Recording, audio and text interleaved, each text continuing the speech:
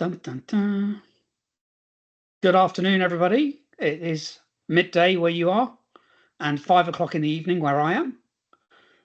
My name's Neil. I'm the founder, chief exec of LINQ, and I'm here with Jack from Nova, and we're delivering our first partner webinar on digital transformation and creating certainty for that transformation within your organizations utilizing the digital twin. Jack, did you want to just say hi before we push on? Yeah, hi everyone. Like Neil said, I'm a systems engineer with Nova. So really I'm here to show a case study of a project we've been working on with Neil and demonstrate how we use LINQ to benefit our business. Fantastic, thank you. Right, I'm going to share my screen and we'll jump straight in. There should be Q&A available to you as part of the platform.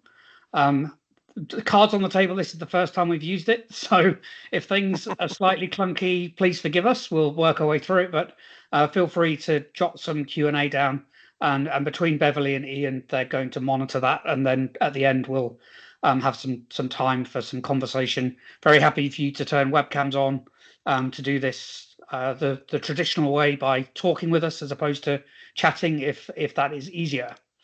Okay. So, creating certainty of success for organizational transformation. So, what we're going to talk about today is, first off, what is digital transformation? Let's just have a definition that we can all talk around. And then I have to get into some negative content. Unfortunately, I'm going to talk about why transformation projects tend to fail. Then we're going to do a very quick introduction to the digital twin of the organization using LINQ, and then I'm going to hand over to Jack, who will be doing the bulk of the presentation, and he's going to run through a case study using LINQ, and then we will jump into some Q&A. So first off, what is digital transformation? I've created this definition from about half a dozen that I found, and I found that interesting initially in that there doesn't really seem to be a standard definition, which I think is fairly typical because, you know, it depends on the perspective from which you're entering into this type of work. So I've fused this together with the most important points from my perspective highlighted here. So it's actually about the integration of digital technology, not just implementing a new piece of technology, and primarily it has to deliver value. The definition here says to customers, but I also believe it's equally important that it should deliver value to employees and the whole organization. And that's a significant factor that the digital twin can help us deliver. And it's beyond just the technology. So it's about transforming business models, processes, and customer experiences. It's very significant that we accept that when we put new technology in, we should actually be thinking about how it's used, and that might require us to think about process modernization at the same time. Otherwise, as we, I'm sure, all are aware, you just get to the bad place much faster when you have a piece of technology that is utilizing a current process. So hopefully that kind of resonates with most of you around the scope of what we're talking about. So why does it go wrong? And there is a significant problem in that 70% of digital transformation projects still fail. This is this year's statistic. It hasn't changed for the last decade. The thing that is changing is the amount of money that's been invested in digital transformations globally. There was an $880 billion market this year, and it will exceed $2.5 billion by trillion dollars by 2030. And so we don't seem to be learning how to do this well globally. So I've highlighted some things from our perspective about why they go wrong. The first is we're drowning in data with little information. And if we put ourselves in the shoes of a decision maker, we really don't know what we don't know. We have a perspective of how our organization works, but that can be quite divergent from reality. And at the same time, we don't have the money or the time to invest in really understanding how we work whilst we're continuing to operate in business as usual. And that leads to this space where we don't necessarily know what the right thing to do is. And in the absence of good information, decision making slows to a crawl. So that decision paralysis puts us as decision makers in that space where we're afraid to make a decision in case we get it wrong. And then we're still pressurized to do the work and do the transformation. So we might kick a project off, but if we don't really understand the big picture, we don't fully understand the scope, the project can end up having to fix the problems that it finds on the way. And so we have seen vendor lock-in and then scope, and scope creep is managed using change requests. That becomes very timely and very expensive. And often projects can stop completely at that point because we just don't have the budget. And overall, this failure to deliver outcomes has a huge impact on people because they've helped us identify some of their challenges and we haven't been able to resolve them, and that creates this resentment, and around we go again. And we see this often when we are dealing with organizations of all sizes. And just to cover a couple of the things that have come out that are significant for us, is one of the common things we find are the tools that are used to describe the business are very technical in nature and are not necessarily what a business leader needs when they're considering a digital transformation. So the question is, what is the language of transformation if it's not the language of process, data modeling, architecture, or finance? And yet these are the tools that are often used to describe the business to decision makers, and that's what leads to that paralysis. The other thing that we find is the HIPPO, so the highest paid person's opinion, can be used as a point of decision making, where people believe that they know what's right, despite what the data says, and they are senior enough inside an organization to use their weight to push the business in a certain direction, and that rarely, if ever, works. And the final thing that we just to highlight really is this increasing cost of defect based on fixing problems at the point within the life cycle. So this is taken from a development life cycle perspective, but it's true for digital transformations as well, where it can cost 100 times the amount to fix something when it's deployed as versus when you are gathering requirements. So that leads us to understand we should be trying to identify the full scope and have a complete discovery phase as part of our digital transformation as often as we can, as early as we can. And just an example there of a project that I found that was interesting, Denver baggage handling system at the airport, initiated in 91, abandoned in 2005, huge budget blowout. So $560 million had been spent when the project was actually stopped. And this is all unrecoverable cost.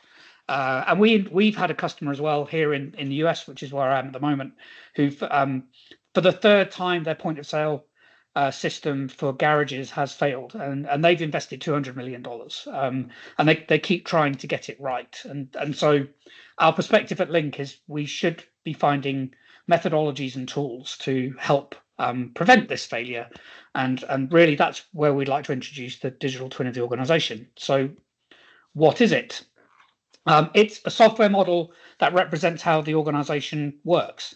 And in our case, it's about connecting technology and processes, and people, and in particular, data and information that the organization requires to deliver its outcomes. And so we've taken the concept from the wider digital twin. You're probably aware of digital twin of above ground utilities, so things like wind turbines, aircraft, jet engines, smart cities its foundation is a digital twin.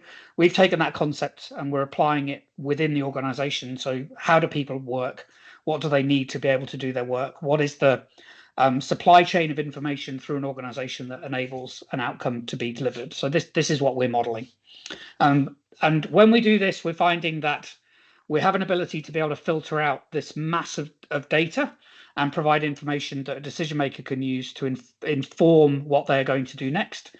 We can capture this content very quickly, so we're able to do the discovery completely and at speed in order to enable the decision making to be made quickly.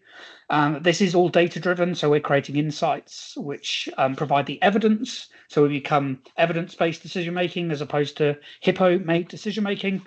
And because we're able to do this completely, we're eliminating the scope creep, and as a result, preventing budget blowout and creating certainty for everyone involved that the change they're about to implement will deliver value for the organization.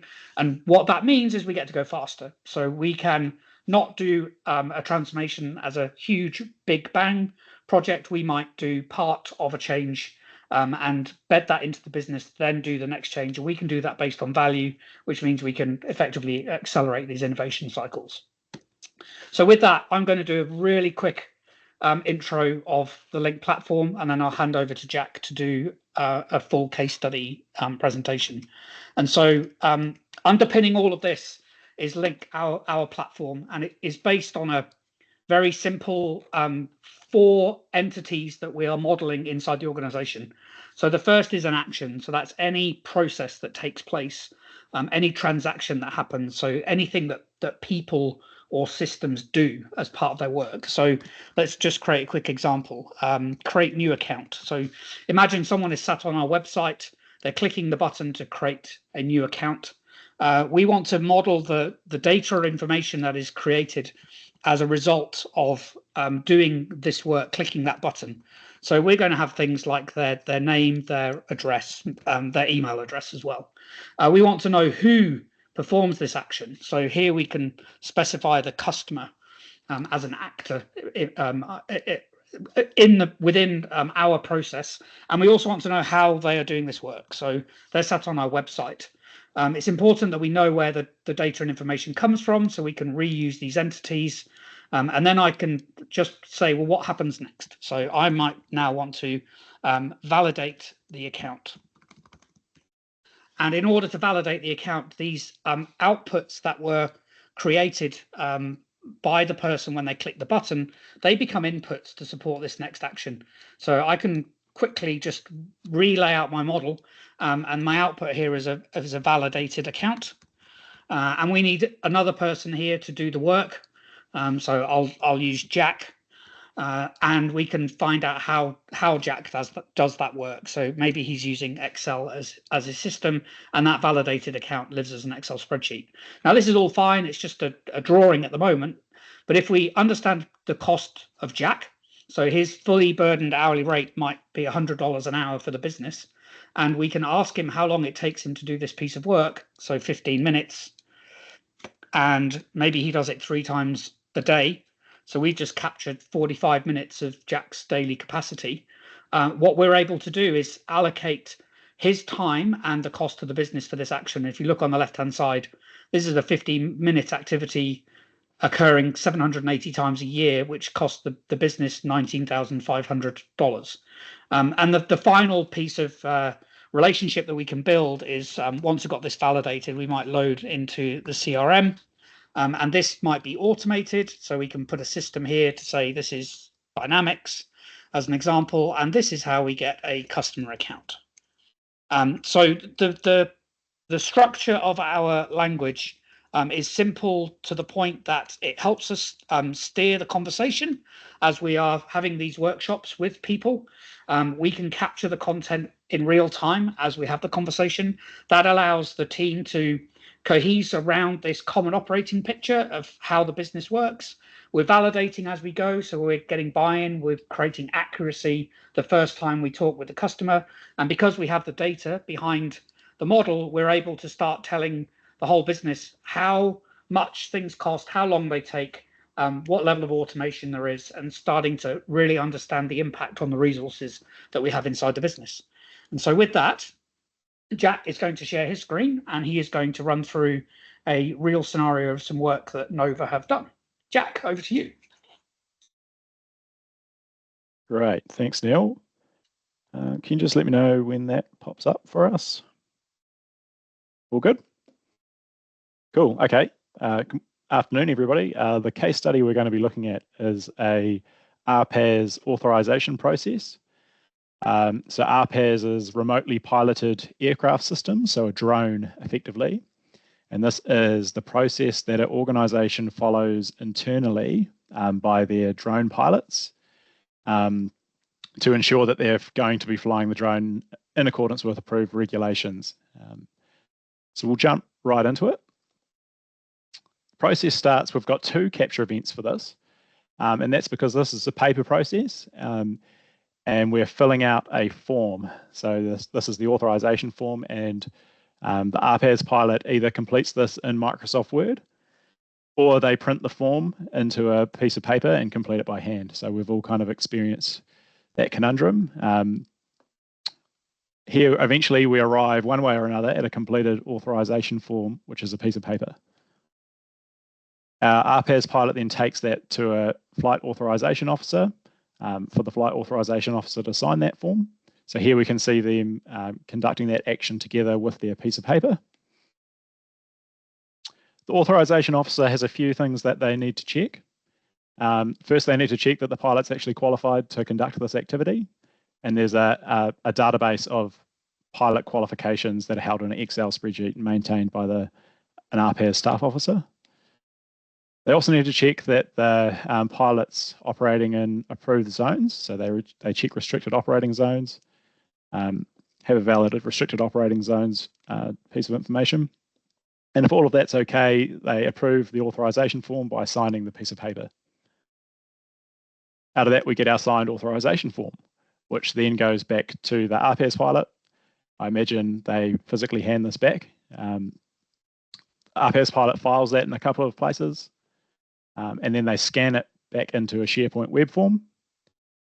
The RPAS pilot also needs to physically book the actual drone that they're planning on using on this flight. So that's in a separate process on a SharePoint web form. And then they merge those two documents together. Merge those together and create our merged authorization and booking form. An automated email is then produced, which notifies our operations manager that an approved authorization and booking has been created. The operations manager kind of looks at this a little bit more holistically. Do we actually want to use that drone that day? What else have we got on? And then if there is any kind of rework that's required with that form, they liaise with the RPAS pilot to do that rework action over email. But eventually we arrived at a verified flight booking and authorization form.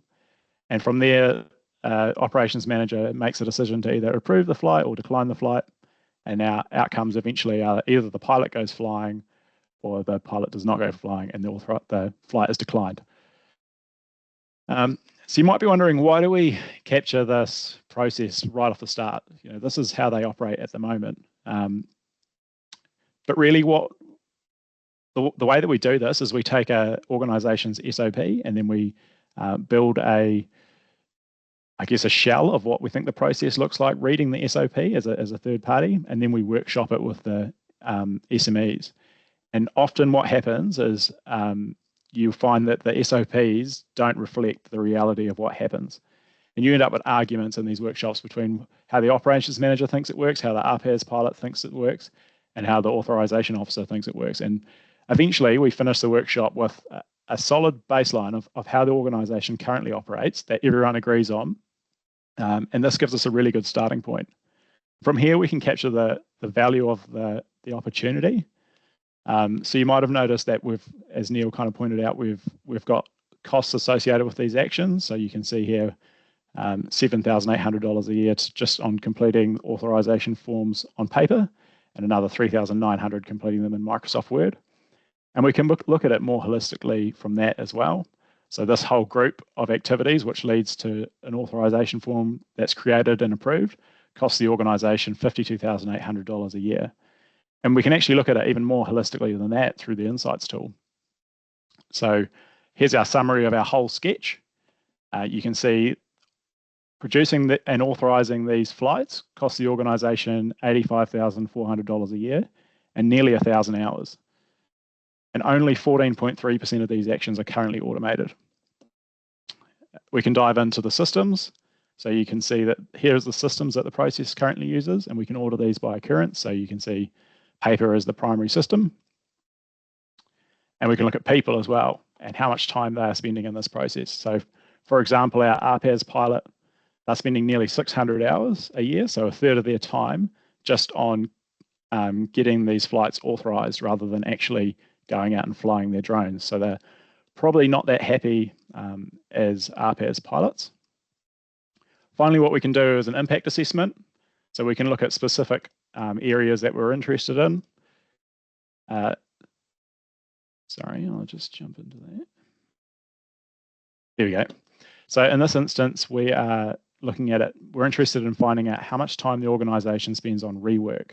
And so we talked about those rework loops where the form was incomplete or the authorisation officer might not be happy with the content of that form. We're tagging those actions with a rework tag. And from this, we can work out that the organisation is spending $20,500 a year on rework and 234 hours of just waste. And why is that? Well, this process, as we've shown, is a paper-based form. So there's no controls over what information goes into that form. There's no immediate impact, no immediate feedback if there's an error with that form, and there's no quick help in filling out the form. So a lot of opportunities for errors to creep in throughout this process. So what we'll do now is we'll jump into the automated future state.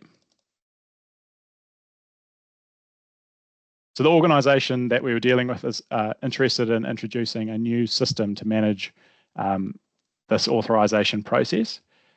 They really, I guess at this point, want to understand what that might look like and what kind of value that system can offer them.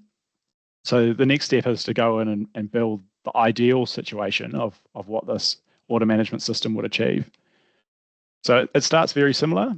The RPAS pilot's completing the authorisation request, and that's in this order management system. And the request really stays in this system and goes through it the whole way through. So we're not jumping around between these pieces of paper and Excel spreadsheets and SharePoint forms. So we submit it to the authorisation officer through the order management system. Here's our submitted form. Now, our new system is pretty smart, so it can actually check the restricted operating zones by comparing the proposed flight paths to the operating zones that are maintained by the flight authorisation officer. So now we're using the flight authorisation officer's time to maintain the database of restricted operating zones, and the system is comparing that data. And it's the same with the pilot's qualifications. So our RPAS pilot is maintaining a flight log. The system uses that flight log to maintain the pilot's qualifications. And then the system is able to check those pilot qualifications against the qualifications that are required to conduct the proposed activity. If there's an error with the form, if there's incomplete data, our order management system is directly notifying the pilot and won't let them submit that form until it's all correctly included. Or if they're trying to operate in a zone that's outside the zone, our system can straight away provide an update and request that the pilot updates that. So now our flight authorisation officer is still involved in the approval process. We still need a human in that loop. But now they're presented with a form with useful information. So the system thinks that it's a valid restricted operating zone and the pilot qualification is valid. So now we have our approved authorisation form. You remember that there was also this process where we had to book the physical drone itself, but the system, that's also managed in this system as well. And the system knows all of the details around the booking from the authorisation request, because that includes our date, the types of drones that we're planning on using. And so the system does that flight booking as well. And once that's done, it automatically notifies our operations manager that there's a booking there waiting for their approval. Our operations manager then looks at that. There might be some things in there that they're still unhappy with, so they can go back to the pilot through the order management system, rather than having that on a piece of paper that requires, probably printing that out again and refilling out the form. That's now all digital and can be updated right in that order management system straight away. Eventually, we arrive at a verified booking and authorisation. The content of the booking is okay, and from there, the operations manager can make a decision as to whether or not they want to approve that authorisation. Now that we've got this in digital information, we can defer the flight rather than cancelling it. So we can use all of that information that we've produced around the approval of the flight and potentially defer it to another day rather than just declining it completely. And we achieve the outcome of the pilot wanting to going to fly, which was our goal all along. So now we've got an ideal situation of how the organisation wants to operate. if such an order management system existed, and normally the client might have something in mind, as a solutions integrator, as Nova, we've got a clear, agreed, ideal outcome that we can start working on to start implementing this change. So it really keeps everyone on the same page, and now we can also look at the potential benefits of implementing this change. So we jump back into our insights, back to our summary. And see, so now it's only $20,000 a year to produce our outputs and only 219 annual hours. And that's because we're nearly at 64% of actions automated. We've only got one system, which is our order management system, cloud-based, everything in there. We've only got 3 people down from 4, so we've dropped the staff officer because the system's now doing what the staff officer was doing. And the last thing that we'll look at is a comparison. So say we're looking to build our business case to implement this order management system, which is obviously going to cost money to procure and update and implement.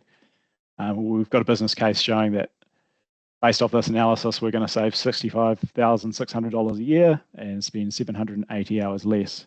And this can also dive down into that information, so you can see, for instance, we might be interested in the RPAS pilot who was doing this many hours in this process and now is only doing 108 hours a year to gain their authorization. So we could say that we're going to have a lot more RPAS pilot available to actually fly the drone, which is what we're actually trying to achieve. So hopefully that's provided a bit of an overview of this case study, and you can get an appreciation for how we're using LINQ and what it's useful for. I'll hand back to Neil for any questions. So yeah, thanks. Thanks very much, Jack. That was great. I'm just going to go to the last slide just so people know how to contact us. So both our emails are there. Obviously, be great for you to get in touch with Jack, have a conversation with him, but equally we're around and we can direct you to Nova as one of our partners. So we're pretty much bang on the half an hour. We have left some time for Q&A. Jack and I are available for the next 15 minutes or so. I'm sure there's tons of questions. So we will stop sharing screen and just jump onto the webinar view. Feel free to please turn your camera on, ask questions if you have them. I don't think the Q&A was working, so I did put a little note in the chat, but turn your camera on. First question, Ian, how much effort was involved in creating the model and the future state? Jack, do you want to just talk to the speed of capture? Yeah, so the speed of capture, honestly, if we've got an SOP, we'll build a draft in less than 2 hours. And then from there, it's really how accurate that SOP is, depending on, and that kind of dictates how well the workshop goes. Sometimes it might be, yep, that's exactly what we do.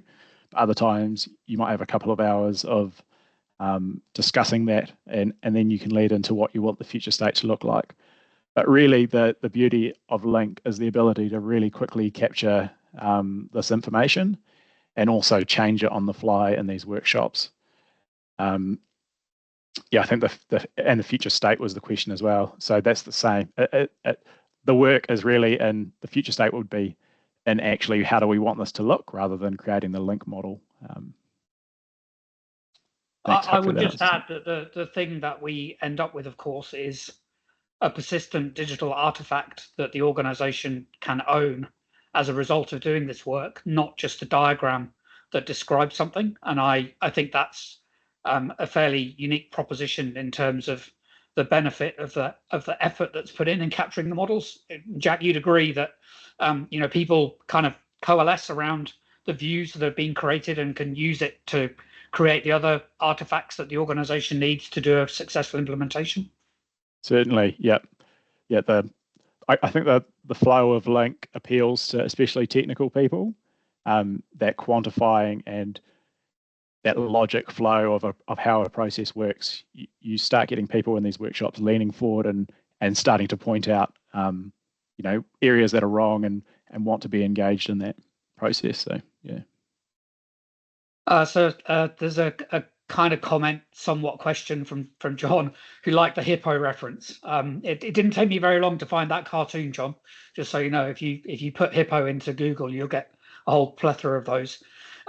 Yes, I agree that they are all over the place, and you're right, engaging them early. But I mean, Jack and I were talking in preparation for this, and even this week or last week, Jack, you had experience of somebody coming in and kind of saying, no, our processes are perfect. And then you get down into the talking to the doers and they're not. And we find that all the time, right? Yeah, and oftentimes I think those executive level managers might not actually know in detail how these processes work. And they might assume that everything is in hand and is working as efficiently as it possibly can because they trust in their employees. But really, when you get into the details of and into the level of detail that LINQ forces you to go into, there's some real arguments, and you kind of start seeing different views from different perspectives of people around what these processes actually look like. And that's, I think it's almost like as an aside to the whole change improvement, that organisational chat that we I guess implement in these workshops is almost beneficial to the business itself. Yeah. You become a business therapist, not a business analyst. Yeah. Good question from Peter. Can you talk about organisations that have embedded this into their normal business?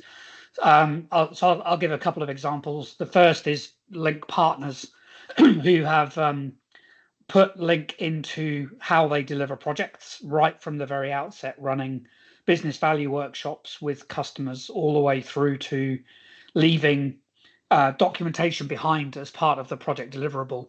And what we're finding is that organizations that do this type of transformation work, they do this work anyway. It's just has been on a whiteboard and then in the back room where you have to come and later tell somebody this is what you have interpreted from the conversation. And by putting LINQ into the process up front early and transparently in that it's up on a screen and is being captured in real time, you can break that cycle of I go away, I do some work, I come back and I now have an interpretation of what was said to I am capturing what you have said. And personally, I think that's when transformation starts, when people are communicating around a common view. Today, I had a topographic map used as the analogy. When you look at a map, even without understanding the legend, you can determine what things are. You know, this bit's green, so it's vegetated, and this is an urban area. And the LINQ models do tend to create a similar opportunity for people to gather around something common. And then inside organizations, embedding it requires you to create ownership, and that is still a challenge. And I'll accept it's still a challenge. However, we managed to create the environment where organizations want to embed LINQ and use it again and again by proving the success in a project. So we do have organizations in Wellington who are using LINQ to build the digital twin of their whole organization.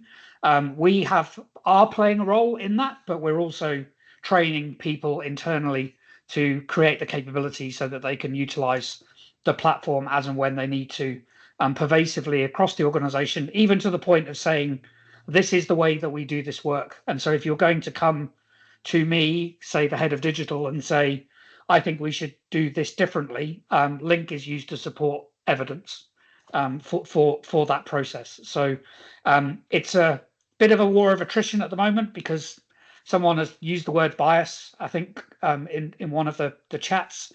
We are having to break down the bias of the traditional way of doing this work, which, as I showed at the beginning, is business process modeling and data architecture diagrams and things like that. And there's always some change effort to get this type of platform embedded. So I hope that answered. Peter, feel free to elaborate if you want more. And then Matt, thoughts on the approach in the book, how big things get done, specifically when applied to transformation projects. I haven't actually managed to read that one yet, Matt, so I'll add it to my reading list. I don't know whether, Jack, you've had a chance. Sorry. Yeah, I've read similar things, Matt. There's another one about Oh, maybe it is that one. Anyway, I can only speak from my experience, which is if you're going to do something big, best you truly understand the impact through the whole organization. There is a consequential effect that takes place through the supply chain downstream from change. And if you don't truly understand what that impact is going to be before you start, that's when things go wrong. And so having a well-executed, complete model that defines that downstream consequence through the organization means you can get people on board. And if you are going to do something big, there is less likelihood that it's going to fail. At the same time, one of the key tenets around using LINQ is that you don't need to know everything before you can do something.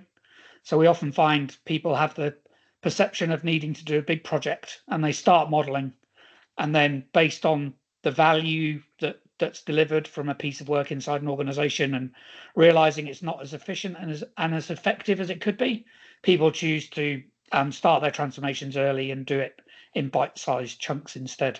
But I'll take a look, Matt, at that book, and maybe I can get back to you offline. I think